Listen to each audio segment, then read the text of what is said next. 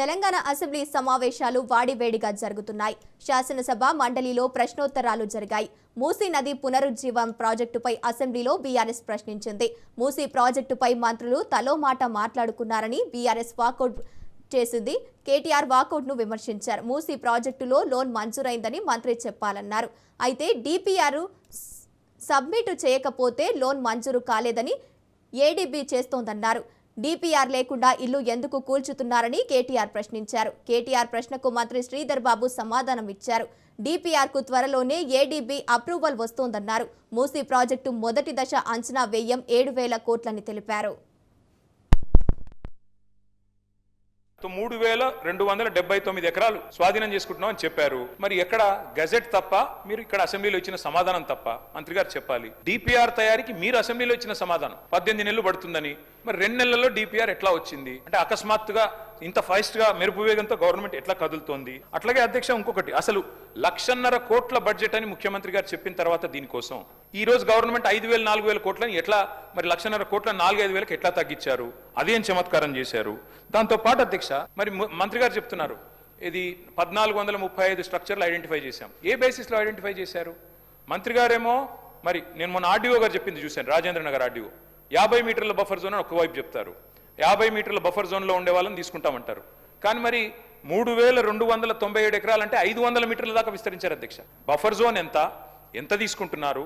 అసలు ప్రాజెక్ట్ యొక్క ఆలోచన ఏంది? 1,50,000 కోట్ల, 5,000 కోట్ల, 4,000 కోట్ల బ్లాక్ లిస్ట్ చేసిన కంపెనీలకు ఎందుకు ఇస్తున్నారు? డిపిఆర్ లేకుండా ఈ హడావుడు ఎందుకు? ఇల్లెందుకు కూలుస్తున్నారు? మొత్తం ఒక గృహ మీద యాగం ఎందుకు చేస్తున్నారు? దయచేసి మంత్రి గారు సమాధానం చెప్పాలని కోరుతాను. ఈరోజు వారు అడిగిన మొదటి ప్రశ్నకి 2 నెలలు ఎట్లా కంప్లీట్ అవుతుంది, 3 నెలలు ఎట్లా కంప్లీట్ కాలేదు. ఈరోజు డిపిఆర్ సంబంధించిన అంశం విషయంలో మెయిన్హార్ట్ అనే సంస్థకు we have onboarded in December 2024. They have given a DPR February 2026 లో వారు సబ్మిట్ చేయడం జరిగింది. ఫస్ట్ ఫేజ్ మేము చెప్పిన ఫస్ట్ ఫేజ్కి సంబంధించి. ఈరోజు అదేవిధంగా ఏడీబీకి నేను వెరీ స్పెసిఫిక్ అధ్యక్ష, మీరు ఇచ్చిన దానికి వీల్ కమ్ బ్యాక్ అధ్యక్ష. షార్ట్ డిస్కషన్ మీరు ఏ రోజు పర్మిషన్ ఇస్తే ఆ రోజు షార్ట్ డిస్కషన్ పరంగా మీరు అడిగిన అనేక అంశాలు ప్రజలకు కూడా మీరు తెచ్చిన కన్ఫ్యూజన్ని కూడా తీర్చాల్సిన ప్రయత్నం చేస్తాం మేము. అందుకే మాకు కూడా షార్ట్ డిస్కషన్ కావాలని కోరుతా ఉన్నాం అధ్యక్ష. సరే, ఏడీబీకి సంబంధించి అధ్యక్ష ఆ రోజు వచ్చిన రిపోర్ట్కి సంబంధించి ఏడీబీ సంస్థ వారు 3 సార్లు ఈ మూసీ నదికి సంబంధించిన ప్రక్షాళన రీజనరేషన్ గురించి రావటం జరిగింది అధ్యక్ష. మరి డిపార్ట్మెంటల్ ఆఫ్ ఎకనామిక్ అఫైర్స్కి సంబంధించి వారు ఏడీబీకి ఫండింగ్ కోసము ప్రతిపాదన పంపించాం అధ్యక్ష. ఏడీబీకి సంబంధించి కూడా ఈ ప్రాజెక్టుకు సంబంధించి వారు ప్రాథమికంగా వారు సాటిస్ఫాక్షన్ ఇవ్వటం జరిగింది. ఈరోజు డిపిఆర్ని ఏడీబీ వారు ఎవాల్యుయేట్ చేస్తూ ఉన్నారు. వాళ్ళు టోటల్ ఫార్మల్ అప్రూవల్ సార్ వారు ఇచ్చిన సమాధానం చెప్పింది వారికి వచ్చింది ఏదైతే ఏడీబీ ద్వారా లెటర్ వచ్చిందో ఇతర సంస్థలకు సంబంధించి పూర్తి స్థాయిలో వారు అప్రూవల్ ఇచ్చినప్పుడే వారు అప్రూవల్ అంటారు అధ్యక్ష. అందుకోసం వారు ఆ విధంగా సమాధానం చెప్పడం జరిగింది. వీఆర్ ఎక్స్పెక్టింగ్ ఏడీబీకి సంబంధించిన అప్రూవల్ నెక్స్ట్ బోర్డు మీటింగ్లో వస్తుందని మేము వేచి చూస్తూ ఉన్నాం. ఫైనల్ అప్రూవల్ వచ్చినప్పుడే వారు ఇస్తారు, లేకుంటే వారు సింపుల్గా మీరు ఇచ్చారా అంటే మేము ఇప్పటివరకు ఇవ్వలేదని తప్పకుండా సమాధానం చెప్తారు ఏడీబీ సంస్థ వారు.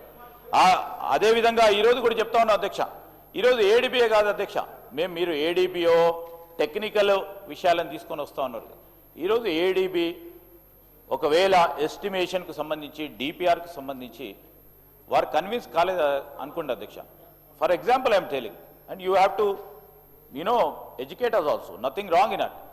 అది కాకుంటే మనం ఇంకో సంస్థలను ఈరోజు మనం అనుకున్న ఒక మంచి ప్రక్షాళన కార్యక్రమానికి ఇంకో సంస్థ ద్వారా కానీ పీపీపీ ద్వారా కానీ ఏదో విధంగా దీన్ని చేపట్టాలనే ఒక లక్ష్యంతో ముందుకు పోతా ఉన్నాం అధ్యక్ష. It's not about ADB.